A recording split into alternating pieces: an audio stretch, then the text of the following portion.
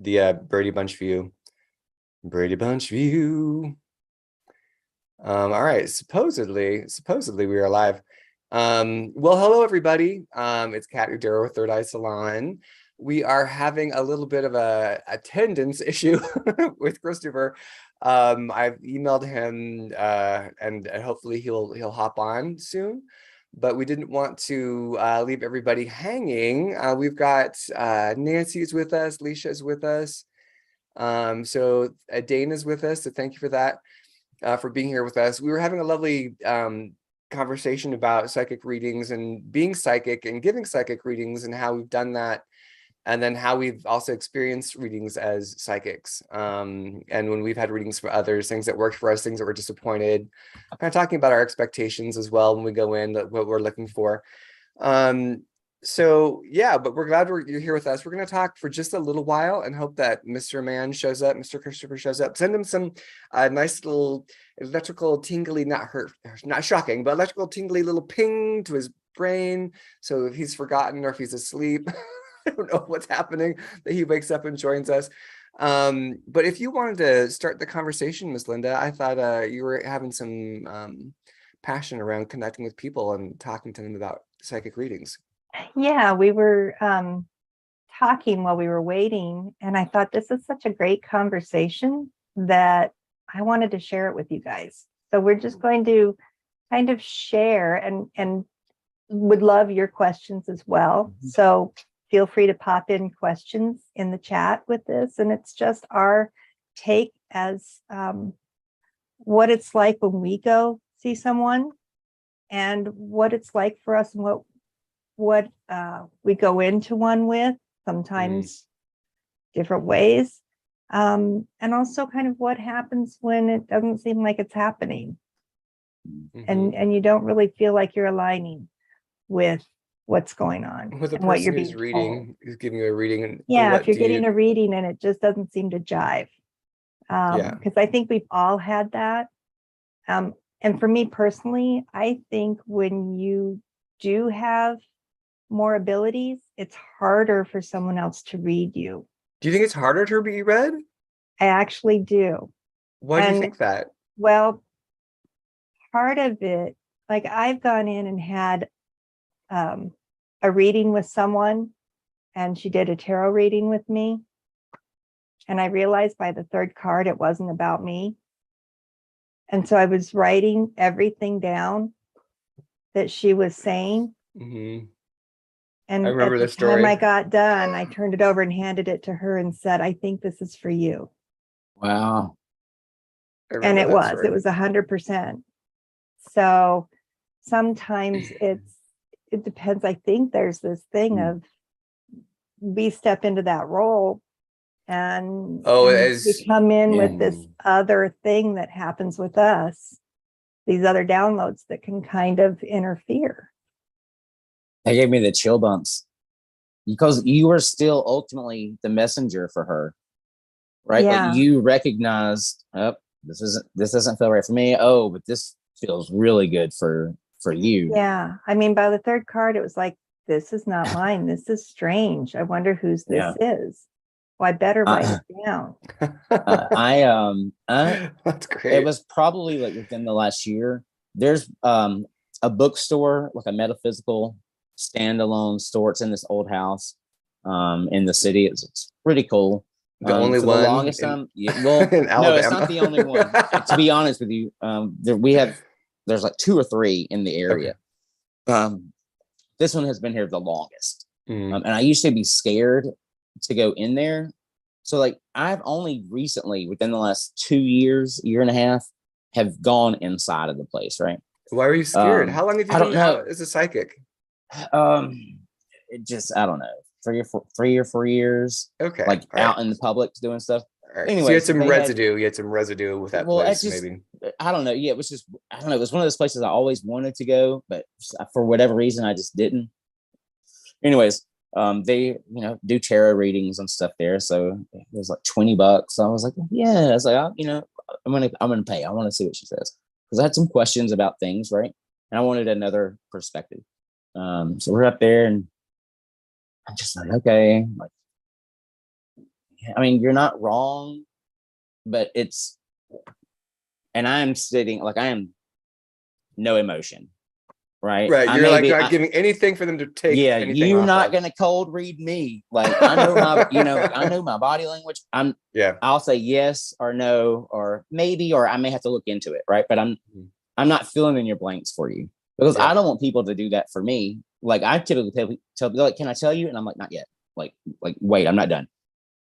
So she's in there and I'm like, okay, well, I'm like, oh, I was like, okay, thank you. And I was like, oh, well, by the way, she had this lady and she had a grandmother and like an uncle with her in spirit. And I was like, I said, I keep hearing L and Andrew. And Andrew was the uncle. And I thought it was the letter L, but her name was ELLE. Oh, yeah. But it sounds the same when I say it, right? And she was like, I said, we said this. She talked about how the grandmother, how she had gotten her dishes from her grandmother. It was, and she was like, how long? She was like, what? She was, and I kind of felt bad because I feel like I hijacked the reading, but I paid for it. Here's what a real psychic does. Yeah. Thank you. Well, it's like I paid, essentially, I paid her to give her a reading. But she was like, do you do this anywhere? And I was just like, no. I was like, that's not where I'm at.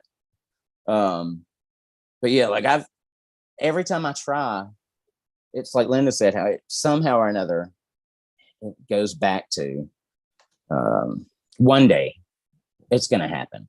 You're gonna have like a really like kick-ass reading and someone's gonna be like that person. Yeah, I've yet to experience that either. Well, and what's funny is like with my grandmother, because like not that I don't love all of my family and my friends, but if you were to ask me who would you want to connect with, it would be my mom's mom, right? My maternal grandmother. Careful what you put out there. But and she connect. We talk, like we connect. Like I recognize her energy when she pops in the room before any other energy. Like I know when she's around. But for the longest time, she told me, she said, stop paying for these readings. I'm not coming through. She's like, I'm already here. I'm not going to come through. She was like, grandmother. She was just like, why? I love that. Like why waste the quarter to make a phone call, right? When she's like, I can talk directly to you. But I still secretly, every time I would get one, I'd be like, please, just come on, please. That's funny that she's just not willing to do that. She hasn't spend the quarter. She has for my mom. Like she's come through. But for your my mom mom's before. Not as psychic as you are, though, right? I don't know. I feel like she downplays it. But she's really not actively. It doesn't embrace it. I mean, I can see. I like your grandma's sass. I find it interesting that you say she hasn't come through, and this is going to take me to as she's telling you, I'm not going to come through to anybody, right? Yeah. So it's the other thing is, I think part of it is we go in with an expectation sometimes of what it should look like. And even with ourselves, I often think, oh, I can't do that because it doesn't look like how this person does it. Yeah. And I do things completely different than you, different than Kat. Right. When I come up with something, I get like 2 words that are very succinct and kind of take our launching pad for someone. And then Angela will come in and do her thing and expand that to 3 minutes of insightful. Right. Right. And I have these like 2 words that come in that somebody thinks about. Sometimes I'll get questions. Sometimes I'll see something that will bring it up, but everybody's different. And so for you to say your grandma's not going to come, she's told me she's not going to come through for these other people. You're going, God, if she would just come through and tell me something. Right. Yeah. And there's something that you said within that, like when we talked about last time, don't have any expectations. I think that's multifaceted. one, the more open you are to any information and any person, because the person you want may not be the person that they feel as though you need, right? And then you want to be mindful that not everybody works the same way. So if you're looking for a reading, ask questions. How do you work? What does a typical session look like? Because if you're basing it off of something that you've seen on TV, which is normally the general idea that we have, whether it's Teresa or any of the John Edward, whoever it is, we get kind of fed this perception of this is how it's supposed to be. And you may find somebody that can read that way if that's what you want. But do the footwork first. Read reviews. If you know somebody else, get recommendations. Search yourself, but ask questions and make sure that you understand what type of reading you are signing up for. Yeah. And what type of reading you really want. Like, make sure it matches. It's true. Yeah. It's easy to walk in with a bunch of assumptions and say, oh, this person does this, so you expect an experience. When I think that we also have a BS radar that's pretty strong. And that can be from somebody just not picking things up and wanting to fill something in rather than just say, I got nothing. I mean, there's times I said, I got nothing. I'm not paying for this. I got nothing. We can do this again, but it doesn't happen often. Right. But sometimes it happens. Or we'll do another session for free. Yeah. Because this one, for whatever reason, is just nothing's flying. And that makes sense. And the good thing with that is that you're admitting it, like, to me, I would rather my psychic or my whoever that I'm talking to tell me, hey, I got nothing for whatever reason, stars are not aligned. Can we reschedule? Yeah. Or I'll get a refund or whatever. Right. I would appreciate that, because then it would show me that they have ethics, right? And they weren't just gonna force feed me something generic or fill in the blank for the paycheck. Yeah. Like, I need to get, And it makes sense, because being on the other end of that, like being the person that is giving information, I've had people tell me no. But then I have a couple of different responses. I'll either be like, okay, that's not a problem, and I'll move on to the next thing. Or they'll push me and say, nope, okay, we're sending you the message, but I've interpreted it wrong, so let me try again. Or they don't know at the moment, but it's something that they're going to learn in the coming couple of days.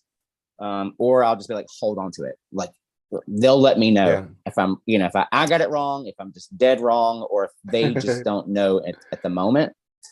That's kind of my cue to. It's kind of my cue to tune in more. If I say something and they're like, no, and I'm like, okay, well, I've said it, so I'm not gonna take it back. Right. Like, I'm gonna look for the right thing to get a yes out of you. It's like, okay, well, this is what I'm getting.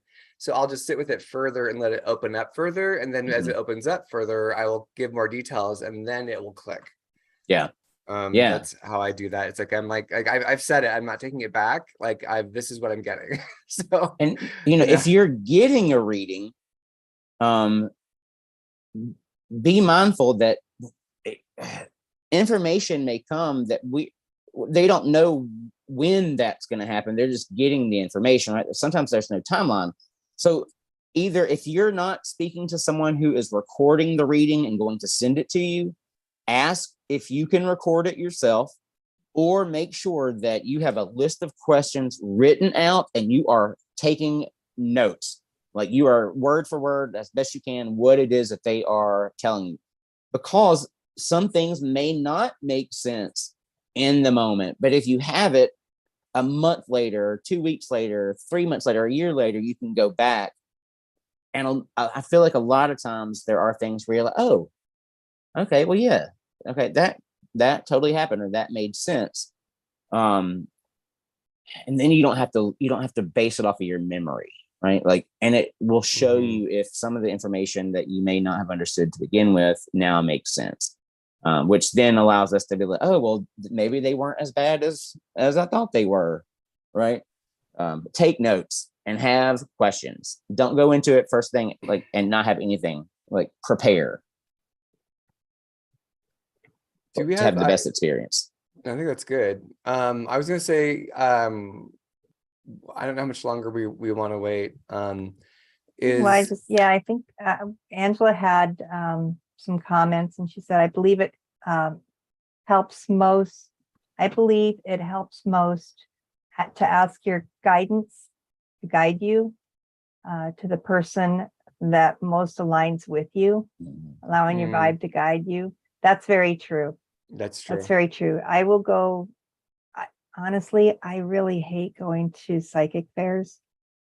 I feel like I'm slimed by the time I get out. I don't know if anyone else, give me a thumbs up if anyone feels that way. I really do. I feel kind of slimed when I get done. It depends, but yeah, I think there's a lot of, it can be dubious depending on the fair and how big it is. I definitely pull in my energy, have a good boundary when I go through. But when I walk through readers, it's like, yep.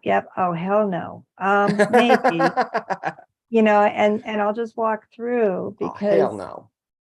Those, oh, hell no comes up. For those of us that don't know what a psychic fair is or have never been to one, is it essentially like a thrift market or a flea market outside? You've never been to a psychic fair? I can't believe you've not been to that. I mean, it's goods, and you can buy crystals and all kinds and then, like, of things. booth after booth or table. You've never been to a psychic fair? Wow. Blowing my mind. I know. You virgin, you. I know. I've had fantasies. I've had fantasies of walking through one and everyone like all the readers turning and looking at me, like looking and being like, oh, he's the chosen one. And I was like, you are the chosen one. Yeah. Yeah, it's there's others that have not. You're not the only one. It may be based off of where we live. They can be called psychic fairs. They can be called metaphysical fairs. Yeah, now they call it something. They call it psychic fairs anymore. They call it something else now. They call it like a holistic healing. Metaphysical. There's different things that they will. I'm going to be on the lookout. It's kind of often has a different name now, because psychic fairs got such a bad rap. Right. So, and it kind of got like a circusy atmosphere. So and I would be dressed like a gypsy from head to toe. And a little bit out stereotypical. And do you remember? Is that Stevie Nicks? No, it's Jason Adkins. Jason, yes, twirling my bangle skirt, and then having like the. Do you remember the Pee Wee Herman show? Yeah. And the genie or Jambi. Yeah, I would have Jambi in the corner. I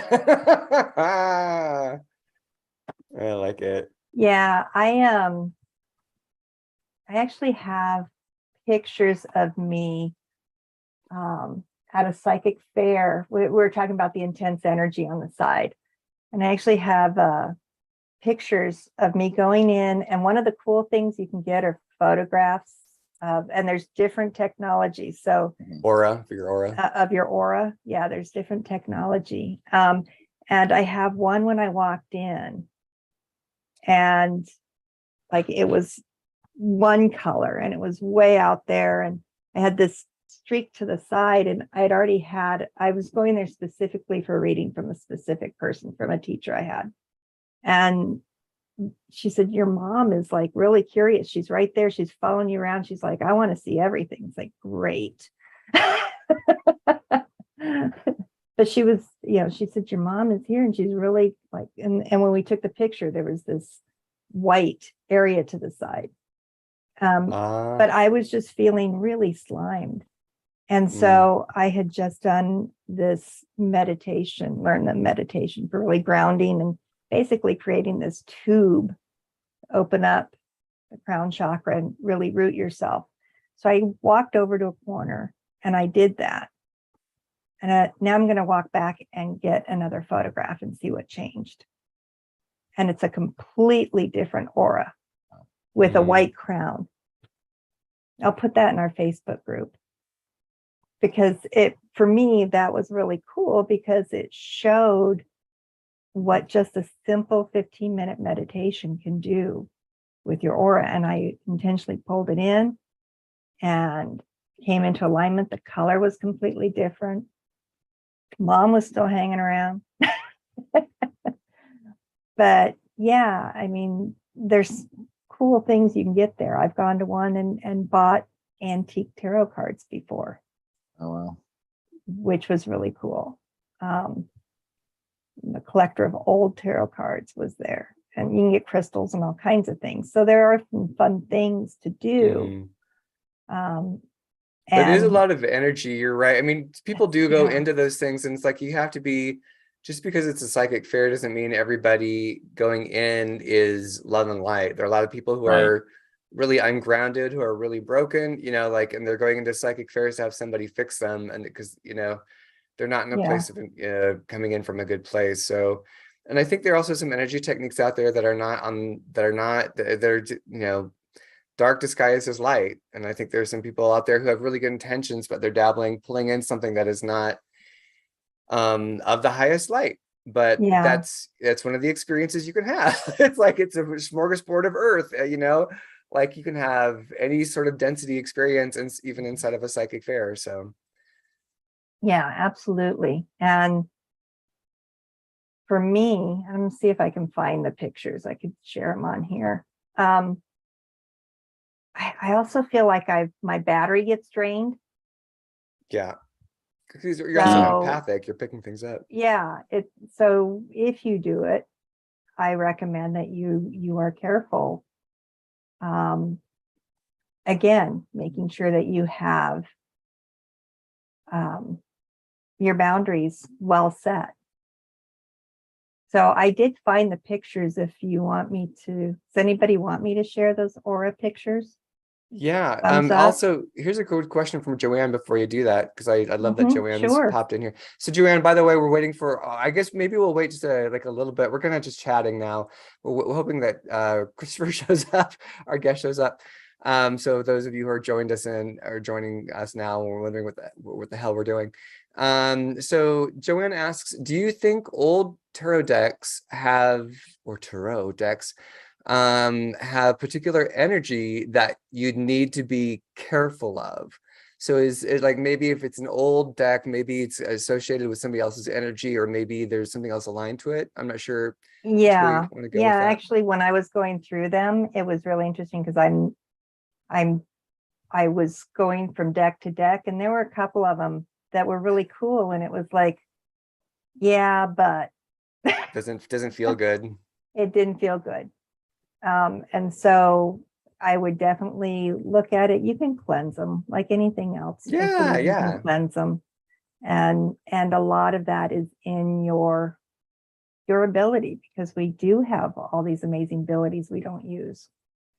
So yes, I believe you can cleanse them, you can sage them, you can have the intention that anything that's not for the highest good, any energy that has passed into them, be released. You know, that's one of the things when I get stones in for doing pendulums. I go through the stones and I bless them, and I release all the energy. I say my gratitude for them coming from the earth, and for traveling the distance, and for everything that they went through to be what they are right now. And that anybody's energy that's still with those be released. But so it's no different. You can do the same thing. Yeah, it's no different than buying antique furniture, right? Like, I mean, you know what I'm saying? Like, something that's old, it's going to absorb the same energy. And I think it's, you know, not that there's good or bad, but I think you may something may match your vibration more, and those are the ones that feel good right? And then you some that just are not in the same alignment with you. So they're not necessarily bad, but it just doesn't, it's not a match, right? And I want to say this too. When you started talking about the story, I'm running out of breath. I'm going to the psychic fair. Like I was like, there's a lady behind you. And then you said how you started, I'm sorry, I'm being flushed. So you then started talking about how your mom should, and I was like, she's here now. So I want to give you that validation. Then this yellow butterfly just flew past my window. So I was like, okay, there's for me validation. And then I really want to, I don't know if this is her. I almost feel like there are two people. I feel like there's a male and a female that both have a name that starts with a D. Like there's got to be like a Debbie, Deborah, or a Donnie, Donald. I feel like there's a man and a woman. I don't know how they relate, but they would both have to have D names. And I don't know if they could still be here or there. I don't know, but there's got to be a reference. I feel like that connect with her, with the two people, the man and the woman that have the names that starts with a D.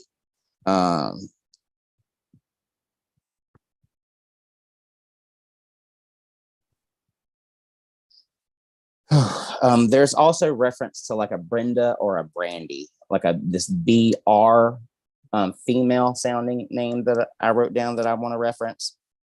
Again, I'm not sure how it all connects, but she is like, so she is like my heart, my heart chakra. It's just like, it's almost like this. Like I've got this squeeze that I'm trying to release. It's almost like I almost feel like I'm getting a cramp here. Like it just can't. It's like I can't release I can't relax enough to get the restriction to release. Is the way that she's making my body physically feel. It feels so weird. I typically will get the chills, but my chest is hot. To the touch, it's hot. Which I just feel so weird. I feel so crampy. And this heat. It's got to be a correlation with her physical body, because I feel like that's what I'm feeling with her. I'm gonna hop in real quick while you're tuning in. Keep tuning in. Chrystopher sent an email. He did get his days confused. His kitty was also at the hospital this morning. So let's send some love to his kitty. He's been at the animal hospital taking care of his kitty. So we know that Chrystopher, we're going to reschedule Chrystopher. At least we have that confirmed. I'm going to step away real quick. Jason, you keep tuning in. And we'll just kind of maybe we'll play a bit longer for you guys. Play a bit longer. If you want to continue watching, love it. And if you got other things, we understand. How's that? We're getting a spontaneous.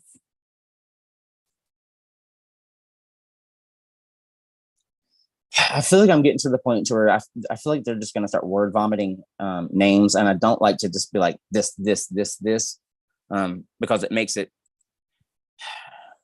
I prefer to be direct with it, because otherwise it just seems like you're just guessing all these random names. But I am really like I'm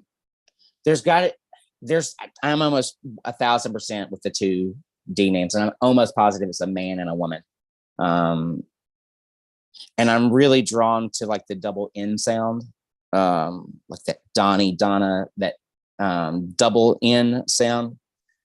There's a reference to Michael also, but the Michael reference almost feels like if these are the references with mom and the two D names, Michael feels over here. He feels separated from, like, not that they're not all included, but it's like different group. Like not my family. Like it's almost like they're like not my family, not my group. But I feel like he's standing here. I will say, mom's energy would feel more present for me. Whoever this whoever whether this energy's name is Michael or he's connected to Michael, he feels so soft and in the background. Like person almost, and he could have been a raging loud ass, I don't know, but right now his energy feels, it's not withdrawn, it's soft, and it's stepped back. Almost like the silent observer. Just super soft.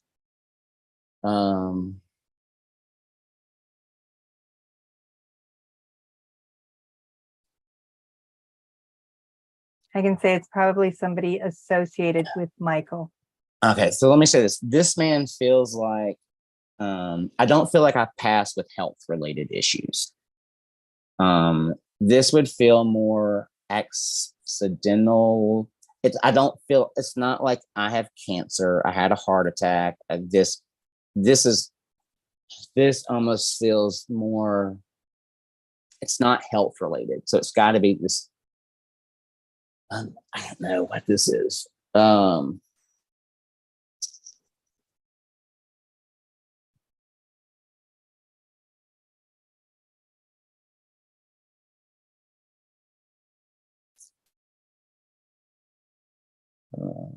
don't know.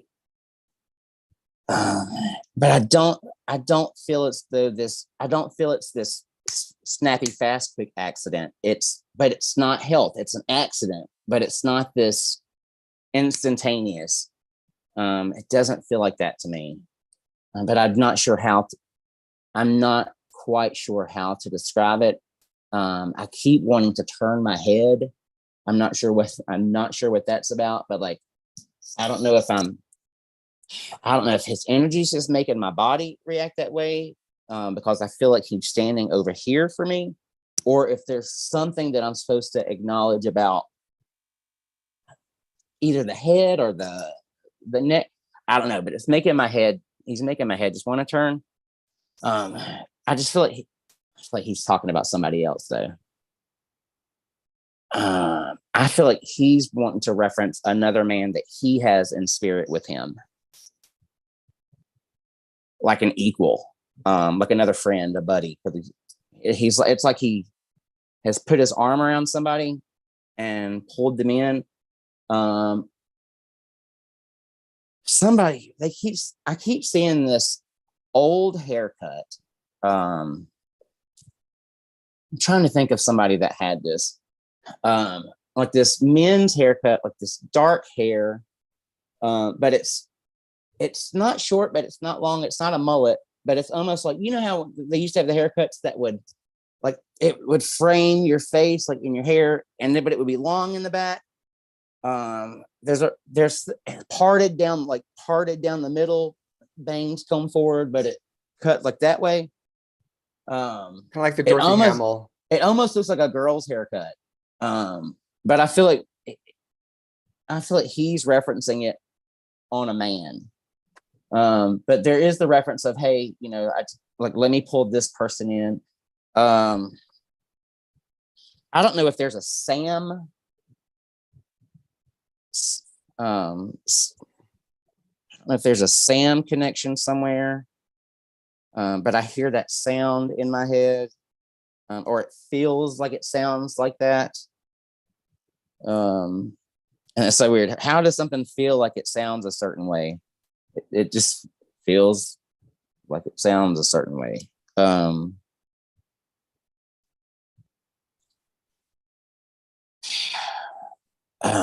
Somebody's referencing the number 30.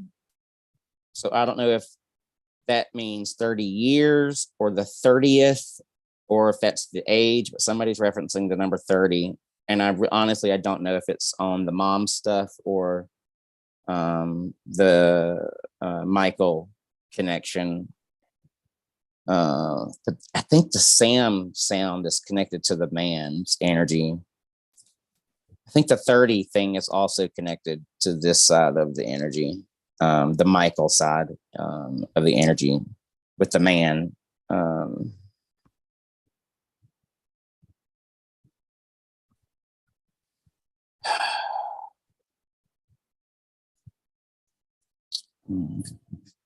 So we got some questions from the audience. I don't want to. Yeah, I think they're like, okay, like We're good. Yeah. And yes, a lot of that made sense. Okay. I will leave it at that. But yes, thank you very much. And it's okay if it didn't. Oh, I know, but I'm still thinking on the I'm going to say hold on for to a woman, some of it, but okay. Yeah. I will say, yeah, the D with double N. Yep. Who was that? What's that? He's my half brother that What's his passed name? over. Dennis. Dennis. Oh, Dennis. Okay. That's good. That's some good confirmation. Yeah, he's come through a couple times for people. He scared the shit out of one of the people I was working with. Okay.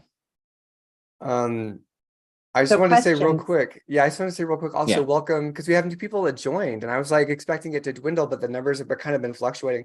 So I just want to make sure we acknowledged heart-centered healing. Eric Unger is with us now. I think there was one more, Michael Gitter, or Gitter. I'm not sure how you say it. Sorry about that. So are you guys open to doing any like psychic reflection at this point for people if they have that? Yeah, let me share the picture. Let me share the pictures first. Let's get that out of the way because people were asking. I guess we're gonna do a show. We're just gonna hang out, do a show. We're just gonna hang out with you guys and yeah, what the hell? Okay, we're dropped down to 8, so we'll see about that. If it's a party of 3, then we'll share the screen. And so just so you can see, for those that came in late, we were talking about going to psychic fairs and me feeling slimed. And so we have a before and after picture of me going in, taking a picture after feeling slimed, going to a corner, meditating for about 15 minutes, pulling my energy in, opening up my crown chakra and grounding, and aligning my chakras as I went through. So there's a before and after picture of that. And also that my mother was hanging around, and you'll see some white light area around the side. So the one with green was where I walked in.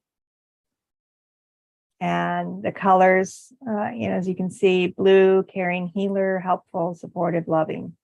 That's, pretty generic. But that's what they get from reading the aura. The other thing that happened was they had you sit down at a table and 3 people who were practicing would look at the aura and tell you what they got from it.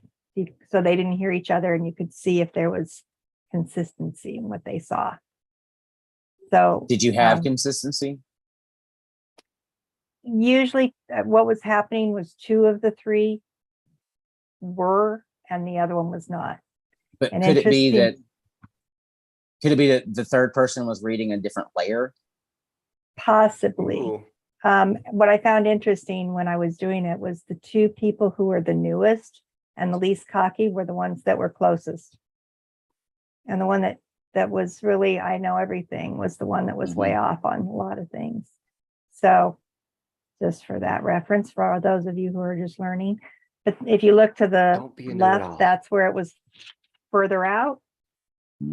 Wow. If you look to the right, the crown chakra was way open and my energy was pulled in.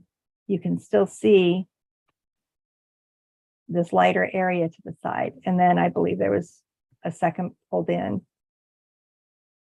But that was just from meditating and literally picturing me pulling my energy in and protecting myself from being slimed. And I love that it turned the purple indigo color, because that's typically, meditation is typically like this mental or the state of awareness. So it's like it's going to activate those upper chakras. So it's really cool that it picked that up, like the color shift. Right, the color shift.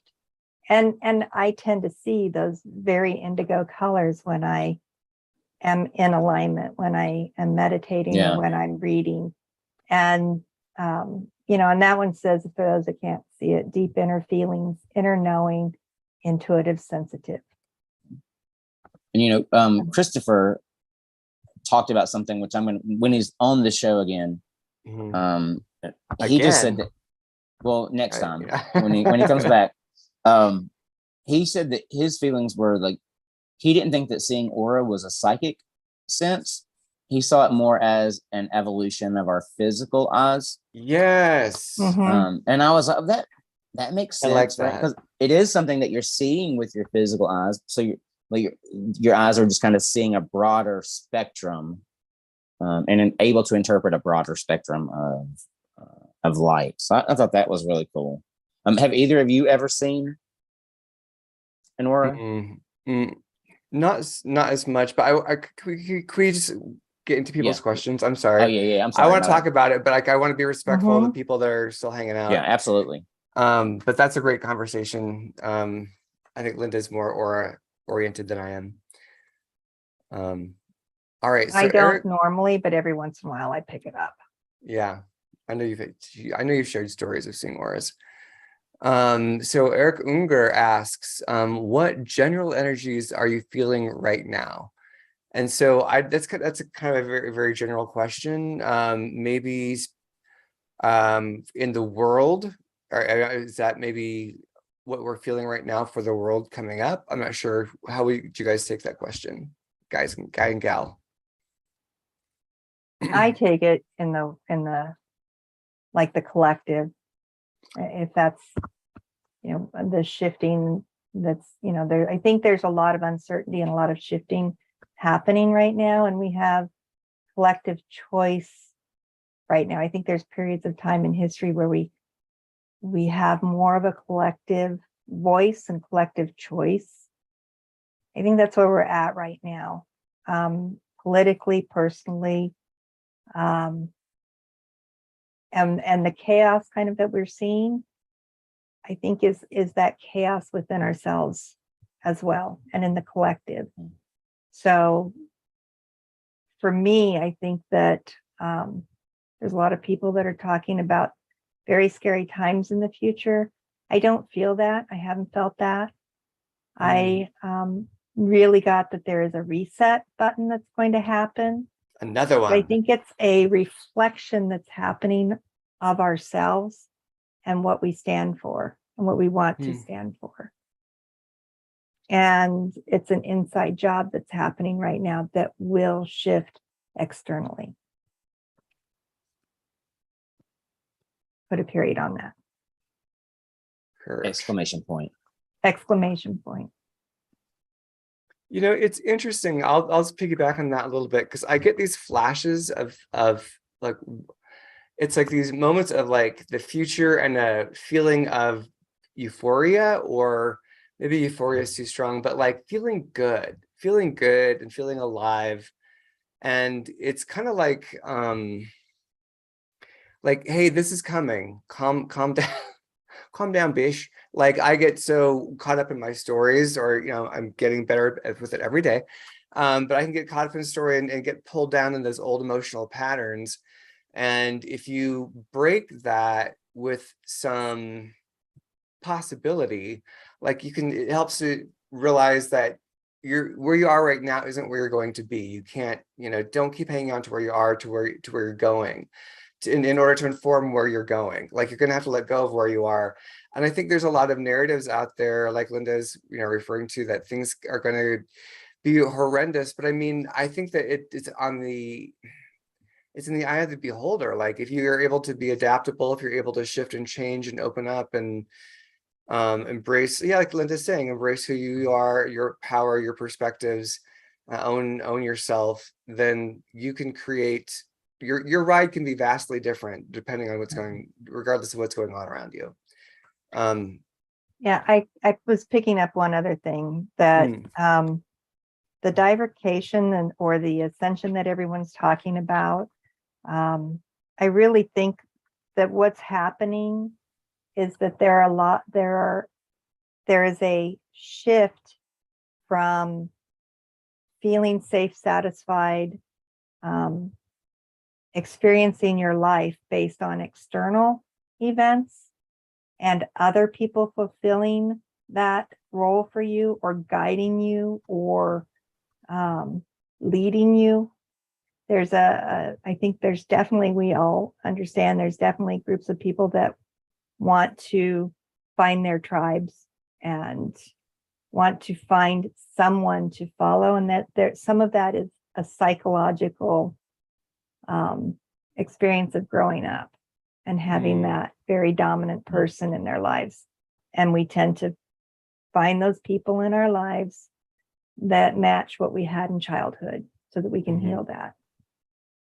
And I think that there's that group of people who are going to experience some tough times because their satisfaction in life comes externally. Their safety comes from an external place.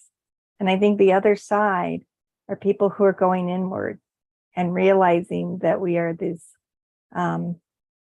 amazing creatures that we can't even completely comprehend having a physical experience. And that we've been here before, we'll be here again if we choose, but that this is an experience and we can make that experience what we want. And safety doesn't come from something external. Happiness doesn't come from something external. Yes, we are going to have those responses. We're human. I get pissed off like everyone else, right? But I can pull myself back and have that perspective of like somebody watching me going, it's okay. You're going through this. Just remember who you are. Well, you know what they say. Yeah. It's better to be pissed. It's better to be pissed off than pissed on. That's unless, right. unless you're into that. Unless you're into that, when we don't judge here. Yeah, we don't kink shame. Yeah. So I was gonna say, we're human. We're human. We were talking about that before the show. We are human. And I had pulled this, and I think again it speaks to that thing of like, what do you want to create? It's a reflection. Like, here's the void, here's the mirror pool. What are you choosing? You know, and yes, it is a mirror, but it's a reflection of the resonance. I know I get so kind of pissed off when people are like, you know, it's like this high vibe. I guess when the high vibing becomes spiritual bypassing, that's where I get frustrated. And you, like Linda's saying, like, you've got to be able to embrace the wound. And again, talking about Chrystopher, so he'll bring, you know, we'll bring him back into the conversation. His energy is totally welcome here. Like Chiron, the wounded healer, it's the centaur. Like, it's like being the wounded healer and being, if I'm saying that right, Chiron or Chiron, but being able to embrace the fact that you have this wound and it becomes your repository of wisdom and insight and access to the oneness, as opposed to it being the thing that now, you know, this happened to me, it defines me. But it's like, unfortunately, there's layer after fucking layer. Like, I hate to be the bearer of bad news, but like, I just feel like it goes on, and it's being able to turn and face it and be like, okay, I survived the last one. I will be able to survive this one, you know, and it doesn't always have to be that, but being able to embrace that and not let it stop you, because I think a lot of people are looking for mommy and daddy to rescue them right now, like whether it's from the government or whether it's from the Pleiadians or whether it's from, you know, it's like, you are the resonance field that you're wanting to experience. And it's such a bugger. I wish there was, you know, 5D now, boom, but like, we just have to be able to go through whatever we have to go through to be that full expression. All right, that was in my tirade there. Jason, anything you want to say before we go on to the next question? I think y'all covered it. All right. Now this is a little bit more up Jason's alley, I think, specifically in terms of skill set, although we're all gifted here. Joanne Wheeler asks, I suppose her question, she's saying, if spirit has anything to pass on as a message.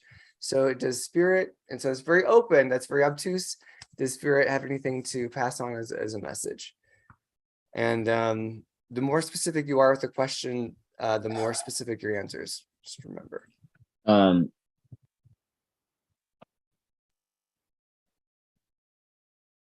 Every time someone asks a question like that, and I get it, right? You're just open to whatever. That's how it but feels the to me very too. I'm like, well, yeah, the very first thing that they're always just like, yeah, we love you, like, and typically I find if I'm talking to somebody, I typically never tell them that. Like, I'm not like, oh, they said that they love you, because it's right. It's like, they love you, right? Okay.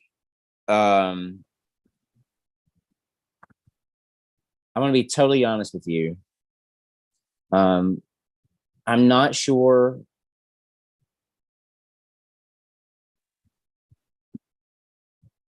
I'm not sure who the energy, or I don't want to say what the energy. I do not have an identity for this energy that I feel has stepped forward when you asked your question. Okay. But I do feel like they are, they're wanting to reference or acknowledge.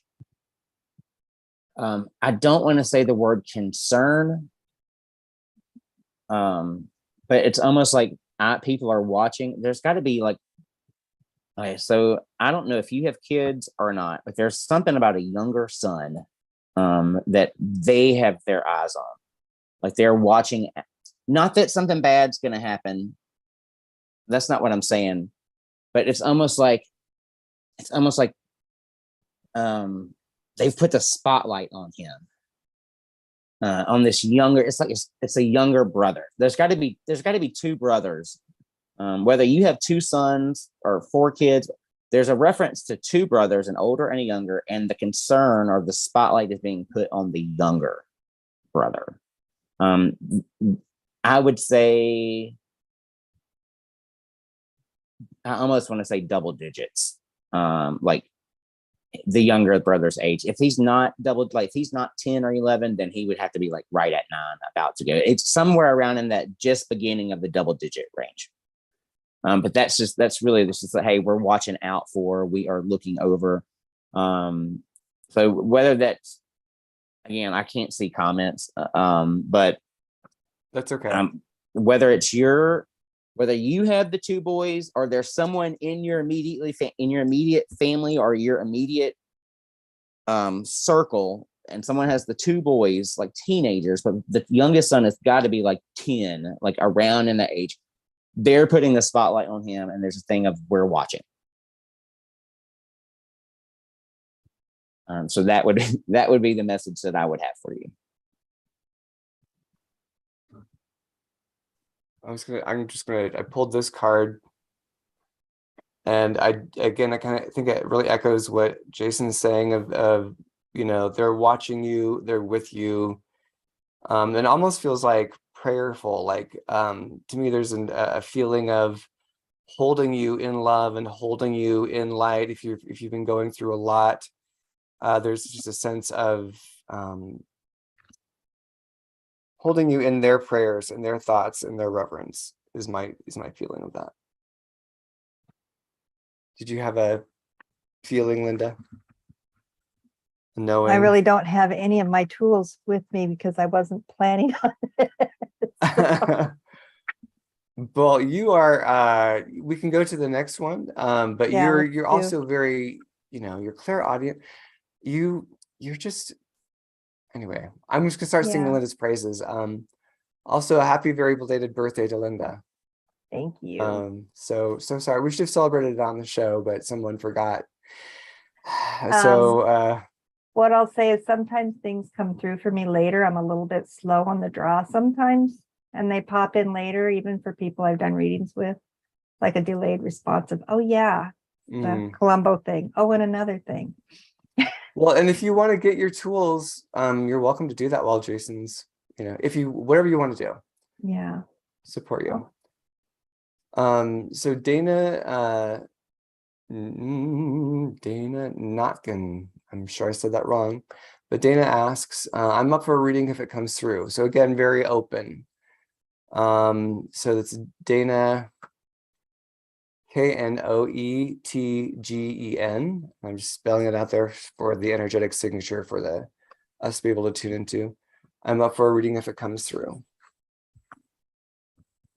Just not expecting this today. That's how psychic I am.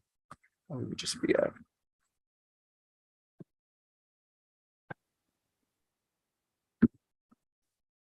Although I felt very casual about today. Oh, and Angela's joining us.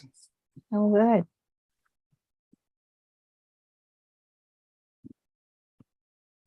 Yay. Hello. Hey, Angela.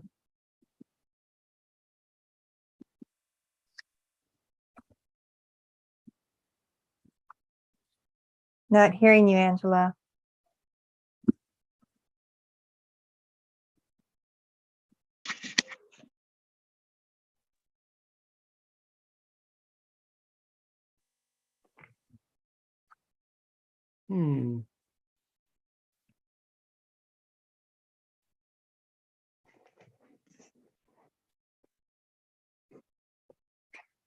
So, Dana, I have something.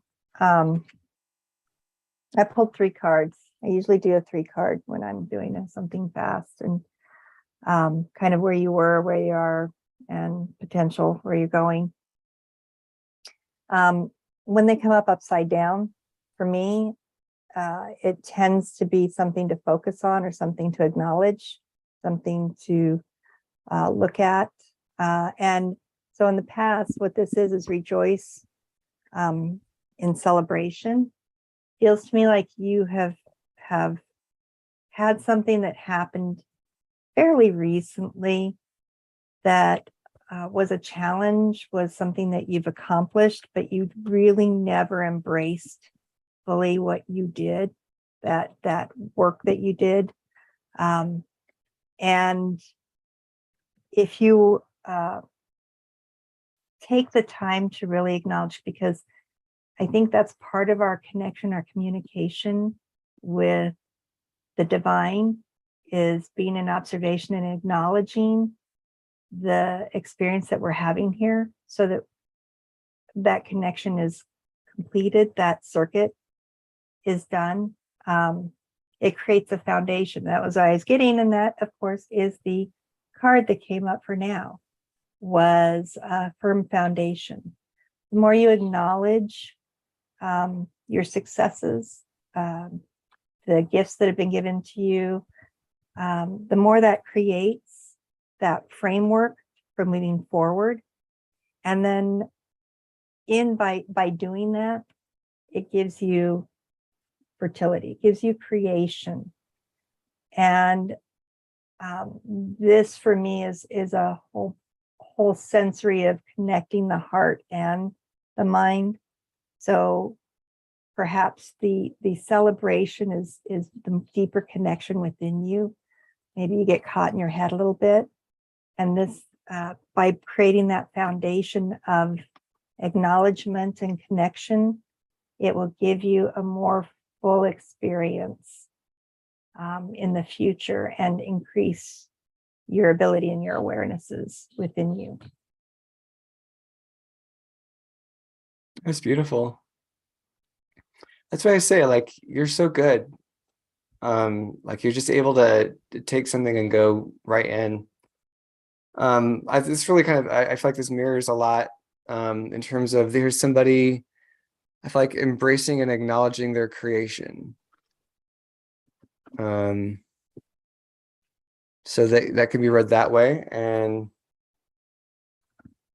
it also, to me, says self-care. Like, part of acknowledging yourself is self-care. It's self-love, and you are worthy of it. And it's not that you need to do more.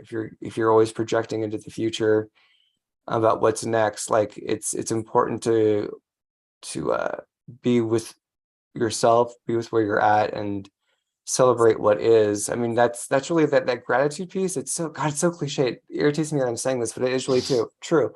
Like, if you are living in the gratitude authentically, things do shift. And when the next, whammy comes, you can be more, not that you're going to have a whammy, but I'm just saying it makes you more supple. It makes you more receptive. It makes you, because you're in this flow of conversation. All right. And one more thing, if you looked at that, hold that card up one more time. Yes, I will. If you look at that, the head and the heart both have the red in them. It is that connection of the head and the heart. of acknowledging and connecting those two. Yep. There's a strong theme there. And then the other one I got every time. Your cards are so pretty. Thank you. They're so pretty. They're really a strong portal. Like I feel like I can empath through them really easily. So then this was the other one I pulled, and to me this speaks of deepening, like dropping in and there's a deepening, there's a wider connection, and that comes from slowing down, and that comes from being with yourself. That deepening is, to me, almost like it looks like a bell, like a bells are ringing through, and being in the resonance and the sound and the frequency of who you are, what you're doing, and how valuable it is to just settle down and just let yourself feel the value of what you're already holding as you. Like it just feels like a dropping in and a deepening to me. So, all right, Jason. I'm going to go in a completely different route. Cool. Because I feel like there's this want or this need for connection, but I'm with her, like, wanting to connect. But I will tell you energetically, there's I have two different things, or two different types that I want to talk about. So we're going to go into outer space, right? I feel like soul family wise, you have a Lyran connection, but there's something about currently working with mantis energy. So it's like I have this soul family origin, right? But then there's also this other energy that I am currently working with. But the soul family, for me, the lions, the cat beings, is what that feels like. And then there's some type of energetic work that's going on right now with this mantis energy, specifically this female mantis energy. And she shows me this really, really bright green coloring.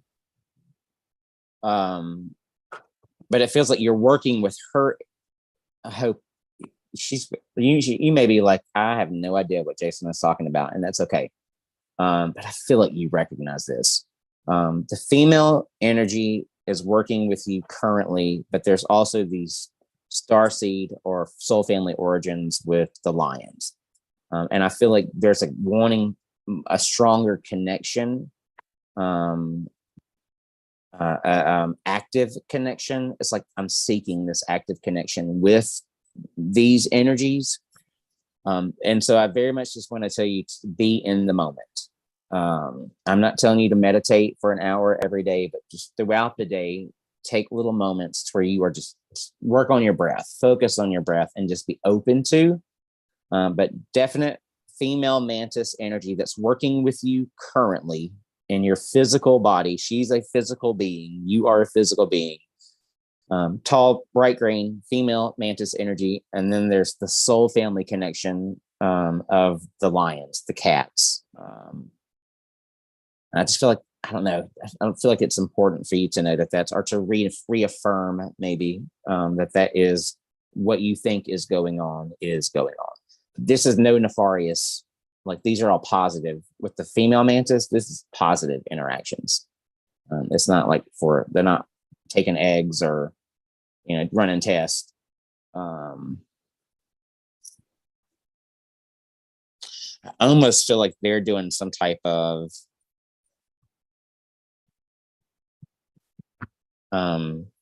modification,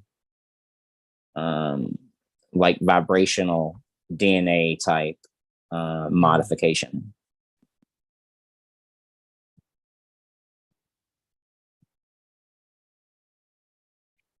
I think I'm going to leave it at that. But all good experiences. Yeah. Okay. Well, there you go, Dana. And Nancy legit says, oh, I have a question. I keep seeing two animals repeatedly. Are they my angels or spirit guides saying we're here? Now, do not tell us what the animals are. That would have been cool. If you're still with us, Nancy, drop in specifically what those animals are, because then we can tune into the frequency of those animals. Remember, the more specific the question, the more specific the answer. I don't think there is just one answer that fits this. I think there's various reasons why you're seeing whatever these animals are. And right now I have no clue what those are. But I feel like I want you to look up the meaning of each one of the animals. I feel like that's one level of it. Like, what's the meaning of this animal? I think it is definitely God energy that shows you these to get you. It's like to get your attention. And I almost would rather. I feel more drawn to it being like a god than a family member that's crossed over.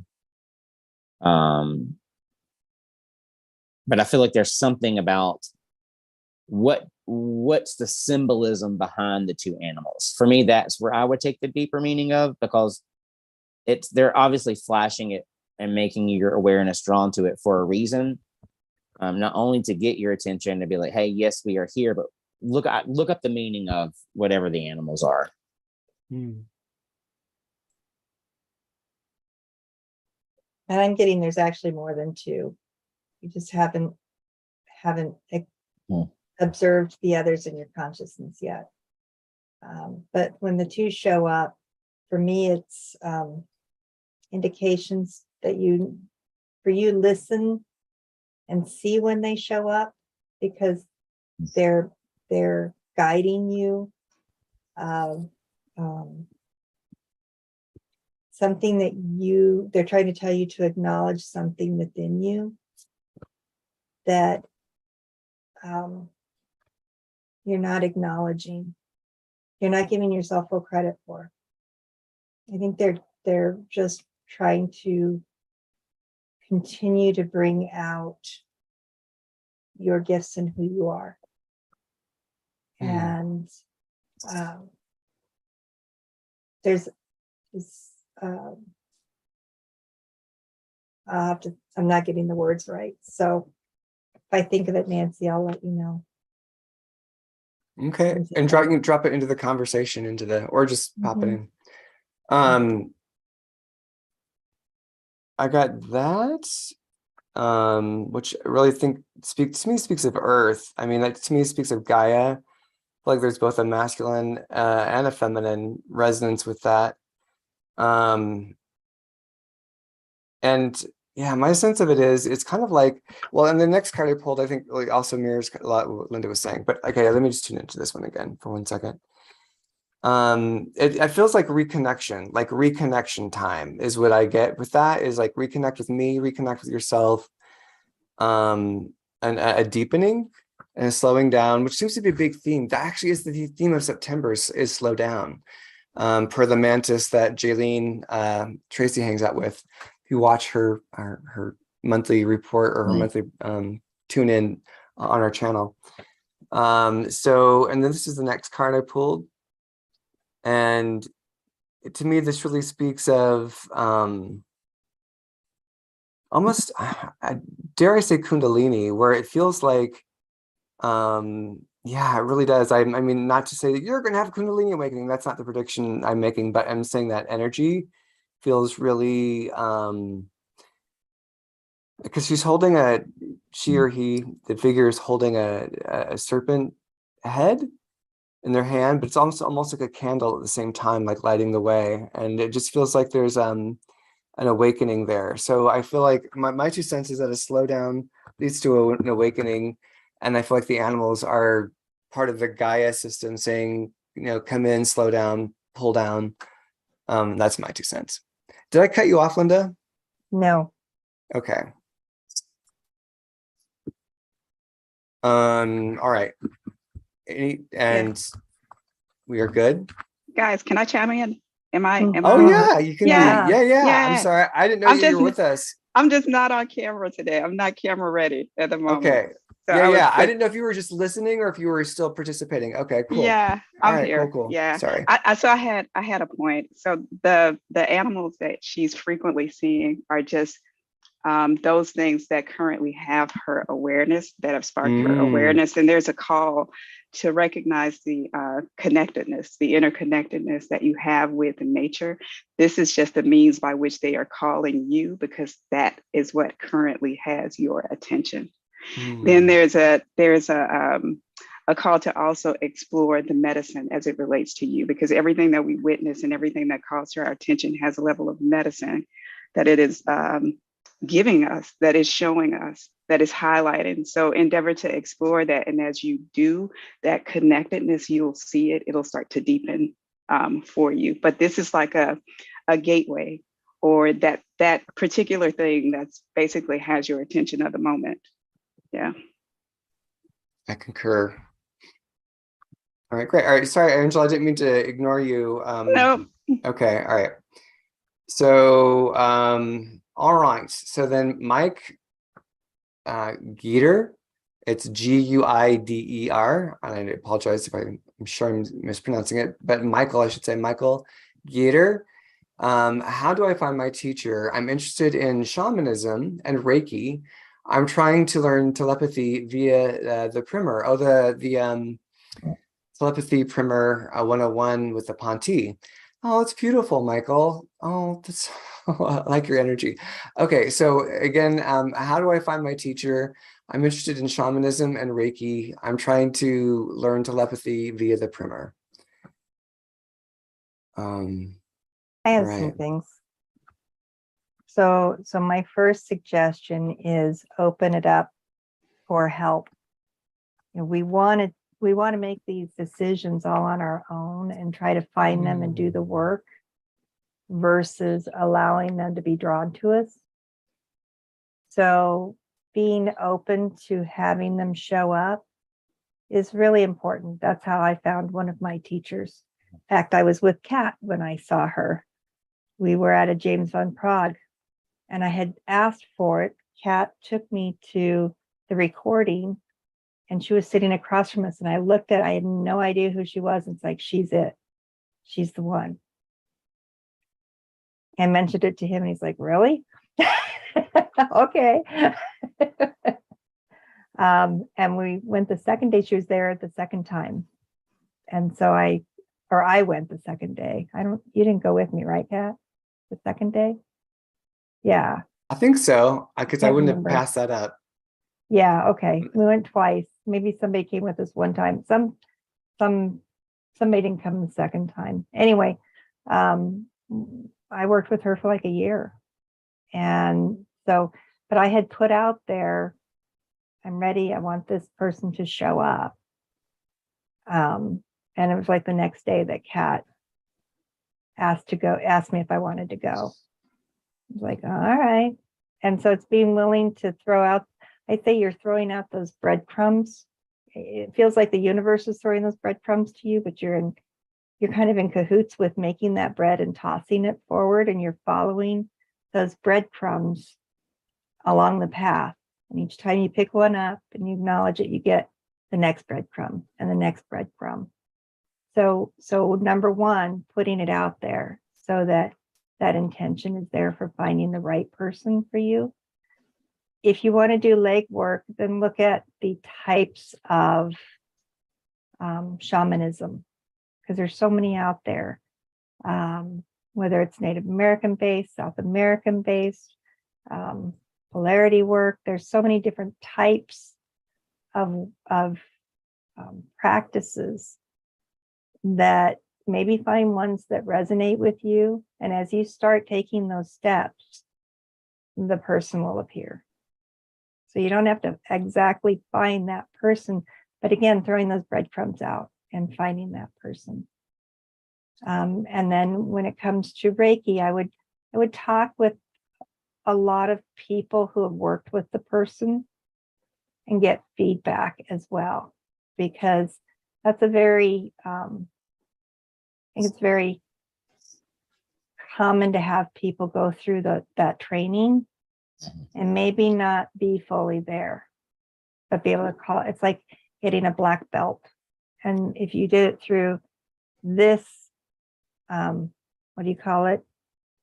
Well, like you not a can't get a gift. black belt in the weekend. Like these Right, people are you like, can't get a you'll black become a belt in the Reiki weekend, master but in the one weekend. may have a black belt where you're here and they consider that you're starting.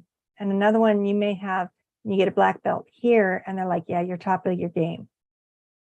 So even though they're black belts, they're not always even. So finding that teacher and really listening to your energetic feedback when you're with them. Oh, for yeah. Any teacher. Yeah. That's a great one. Feeling your body. Mm-hmm. How does your body respond? Yeah. And I'll top in. Are you good? Mm-hmm. Okay. I drew this card, and for me, this speaks about plant medicine. Is what I feel with that. And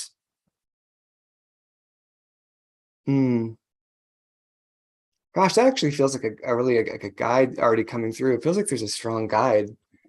Let me slay with that one coming through. And it's interesting. There's 3 leaves coming off of one arm. So I kind of get 3 paths in one.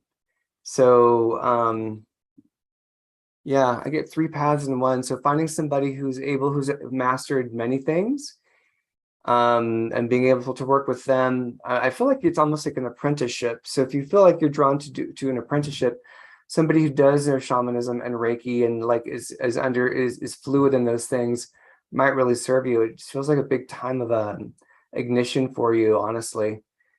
So that's my 2 cents on that. Do you have any reflections on that, Linda? Do you feel anything other? Yeah, I am getting it. Oftentimes you'll get someone who does practice multiple things, and especially if you're going into shamanism.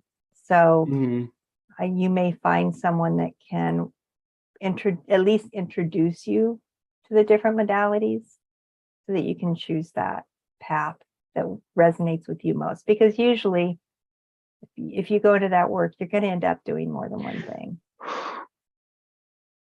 Yeah. I'm going to chime in on this one. I'll say early in the game, at least for me, it was, I didn't even know what I needed, if that makes sense. I didn't even know where I needed to go. And so the thing that pulled me in was watching Karen Swain's shows and connecting with a group. So the first pivotal piece for me was to connect with a group, because in that group, I got a chance to see different modalities. I had the chance to experience how different people did different things. So I was able to have a wider frame of reference from which to work. From which to figure out what it is I really wanted and what it is I really needed. Subsequently, though, after being in that group, I never sought out a teacher. The teachers came to me. It's as if I was in a particular space and I started to draw people into me. And so those people would seemingly come out of the blue when I would issue a request for something like, I need to know this, or I think I want to endeavor to figure this thing out. It's like those particular people who were, I would call them then, I would have called them experts, but they really weren't experts. They just kind of had experience in areas that I kind of wanted to go. They just showed up and reached out to me. And it's like, once I connected with those people, there was this familiarity that I had with them. It was as if I had known those people all my life, which I probably have known them in many past lives. I just had reconnected with myself. And so that's one of the ways of knowing. So I would say, rather than seeking it out, it's just to open yourself up to being guided in the direction that you will go. And when you are ready, the teacher will appear. That's how it works. That's how it's worked for me. And that's the place that I've placed myself in, and trusting that I'll be guided to the next level. And I have.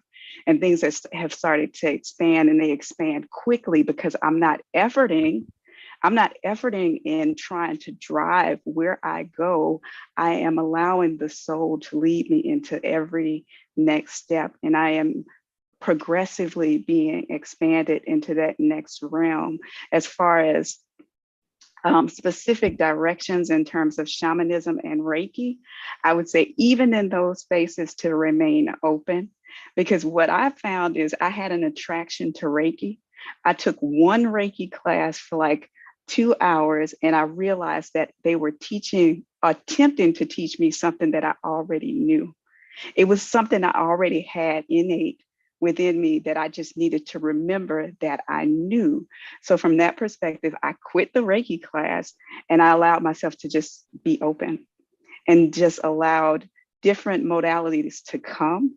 And what I found is I don't necessarily do Reiki like everybody else does Reiki, because I've adopted different pieces from different areas and I kind of marry them up in a way that works for me. So the way I do energy work is not the way somebody else does energy work. It's like I'm developing a system that allows my unique gifts, my unique essence to flourish in a way that it's needed, because we're not here to be cookie cutters of everyone else. We're here to remember who we are authentically are.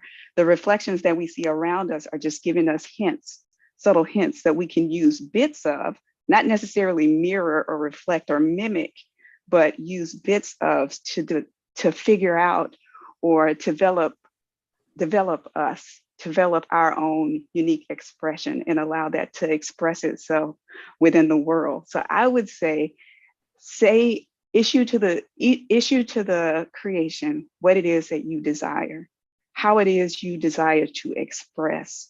And in so doing, allow yourself to be open and draw into yourself the guidance that you need, because the soul knows everything that you need. The soul knows. And if you will lend yourself to that guidance, it's going to work out perfectly for your highest good in evolution, because that's what you're here to do. Right. Mm-hmm. We just have a tendency to get in the way with what we believe and how we believe life should progress. Right. We kind of try to trump the soul's progress or directive as we attempt to operate under our limited beliefs of self. But as we can let that go and yield to what is happening around us, then we can be guided to the most perfectly suited next thing on our journey to evolution. Yeah. And I'm going to piggyback one more time on what Angela said. I had many Reiki teachers want to work with me, to teach me. I still get ones that come up and they feel my hands and it's like, oh, you should do Reiki. Every time I have tried, what I could keep getting are the symbols keep getting in the way. They keep me in my head. It does not resonate. And I finally went to, it was just, again, people show up. There's an amazing woman that I know that does scientific analysis of hands. Do not call her a palm reader. But when she looked at my hands, she said, oh my gosh, there's something called a medical intuitive or a medical stigmata, what she called it. It's a symbol on your hands. And normally somebody who does Reiki or someone who does any kind of energy work has one. And she said, I had 4. And she said, you don't need to have a training on it. You just need to learn how to get out of the way. And I've had times where I've sat with people or I've done things that happened last week, sitting with someone. And an hour later, she's like, oh my God, my pain is gone. I couldn't walk to the car. My pain is gone. And honestly, we were sitting there having drinks and yucking it up. I don't know how it happens. Sometimes it happens. So you may find through that process that you have those gifts, as Angela said, within you already. In fact, you do, or you wouldn't be seeking it out. You're just seeking out a way to unlock it. Mm-hmm. Jason, do you have any closing comments on that? All of the above. Okay. Yeah. You'll find them. You'll find them when you're supposed to. Mm-hmm. All right. Thank you. So we have some really great comments. You guys and gals have been having also awesome conversations on the side here. Kathy Amen or Amen. I'm sorry, Kathy. It's been a while. I think it's Amen. She also goes by Kat. That helps tune into her energy. Kat Amen. She just says if there's any, basically if there's any, she's open for a reading. So if anything comes through for Kathy, yeah. Okay, well, she specifies. She says, I have a difficult client. Any advice from spirit? So she got very specific. She got a very specific question out there. Have a very difficult client. Any advice from spirit?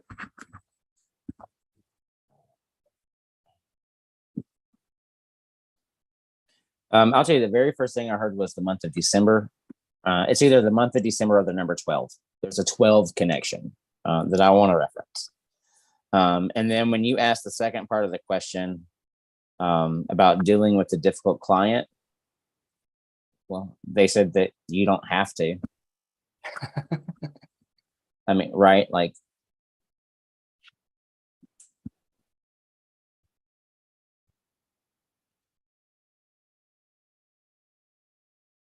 okay, and I actually get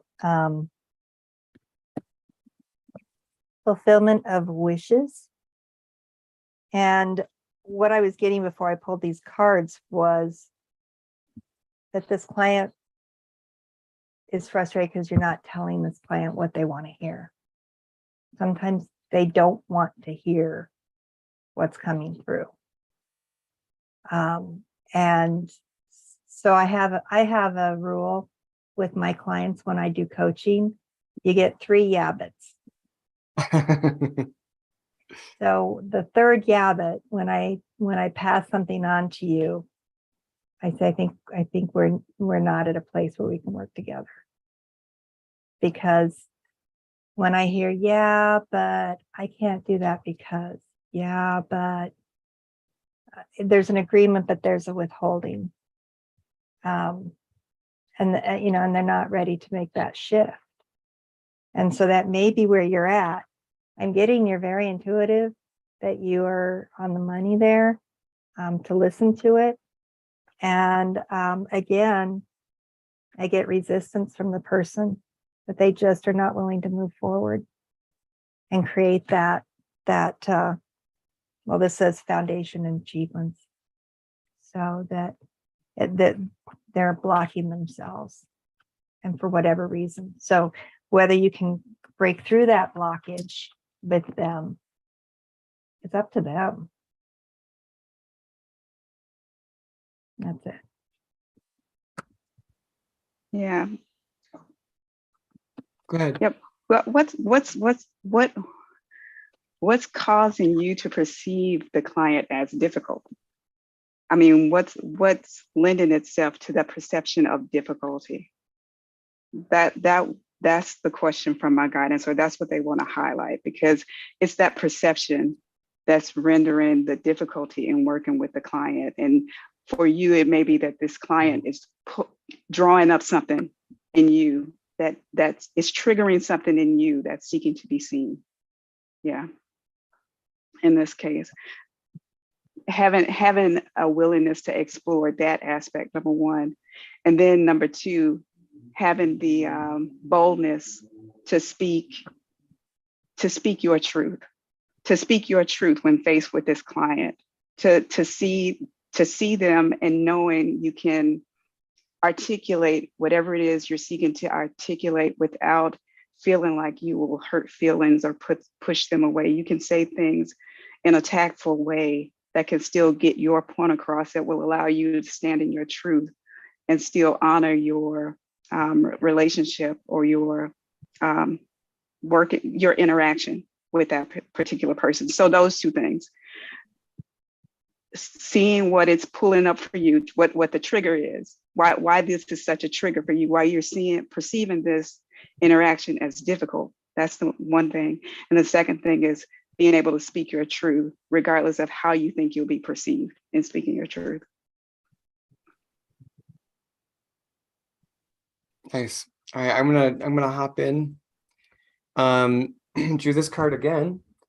And to me, this feels like this is a response to your first question, which was very open, like, messages from, spirit or from my guides.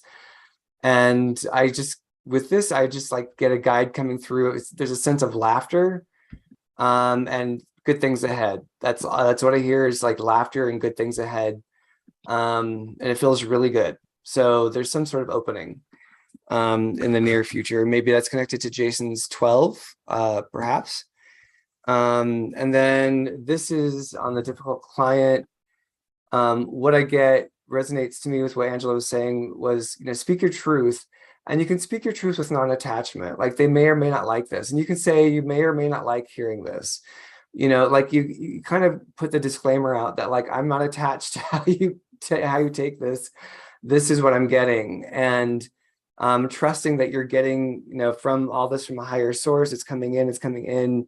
You're in attunement. You're in resonance, and to just be unapologetically in resonance and say, well, this is what I'm getting. It may not be what you want to hear, or what you thought you were going to get, but I stand by it.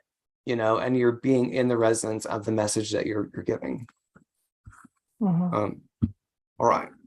And I will back Angela's that I've had clients that trigger me, and I've had to look at, what is it that's going on with my reaction to them? And it's a lesson for me as well. Everything's a mirror. Mm-hmm. Jason? I just keep, sometimes the lesson is to learn when to quit, right? Okay. Like we don't have to have them as a client. Yeah. Oh, yeah. That's what you disengage. said when you first came in. Yeah, it was. Yeah. Well, you don't have to. Yeah. And there's no reason you don't. That's exactly right. You don't have to stay in a situation that's not serving you. We can't save everybody. You know, like. Yeah, we're not saving anybody. It's true. Everybody True. is saving themselves. That is true. Yeah. And, sometimes letting someone go like that opens them up to the next energy that's going to better serve, right? And allow new energy to come in, for you. It's okay. Right? Yeah. It's okay to be like, okay, thank you. Jason, right before you said that, I was getting this image where you just not, and I was getting not in alignment. Sometimes the energy is just when you're not the right messenger at the right time for that person. They're just not syncing. Maybe later, maybe, or maybe it's just not. Okay. So I think at that we should probably wrap it up here. We're at 13 till. I know last time we ran over, so we'll try to be a bit more mindful this time of people's time limits. Thanks everyone for just hanging out with us and letting us just hang out with you. This was completely unexpected, but I love that this is our default. We just go into readings. It's just fun. Yeah, it is. I appreciate everyone hanging around and being so participatory and trusting us to bring forward what we have. And I thank you for being a part of this and letting us play as well. And if you're intimidated and doing this, the best advice I ever got was just play. Take away those expectations on yourself and let it be this dance and play. Amen to that.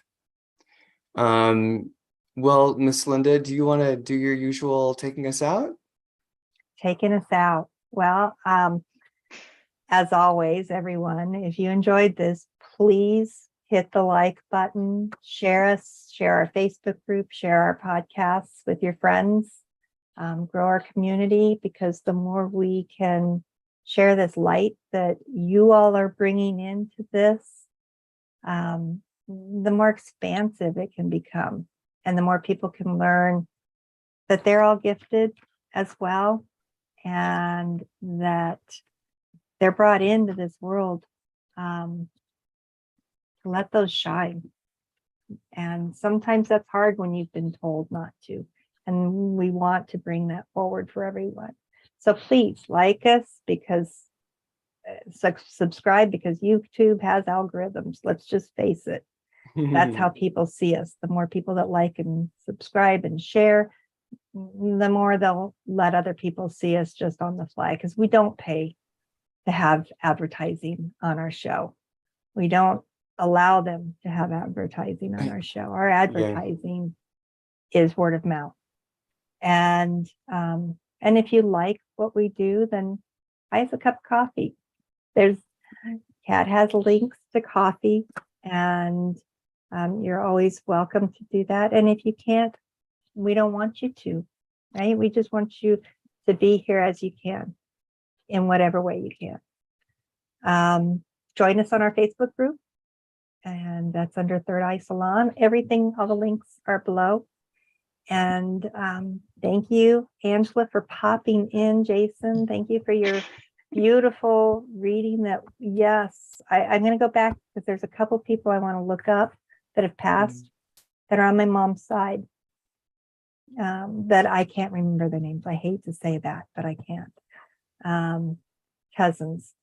So I think you are spot on with that. And Kat, for your wisdom, thank you for bringing that in as well, and for bringing the show here. With that, who do we have next week? Well, I was going to say real quick, I just pulled one last little card. And I think this is a perfect representation of our harmony, our resonance, just pouring out into the world. We're both the player and the music and the instrument. So anyway, I just thought it was a beautiful card to end on. All right, so Vivian Chevet is our guest next week. We are having her back. She was another one who we had to reschedule with. We've got this rescheduling theme going on. I prefer to discontinue, but thank you, everyone. Thank you, everyone, for playing and hanging out with us, and thank you to all my lovely co-hosts, our lovely co-hosts. It's just it's a privilege, and it's so much fun to work with you all and to play with you all. So with that, be good to yourself, be kind to others, be the love you want to see in the world. Take care. We love you. Bye, everyone. Bye. Thank you. All right. Oh, we did.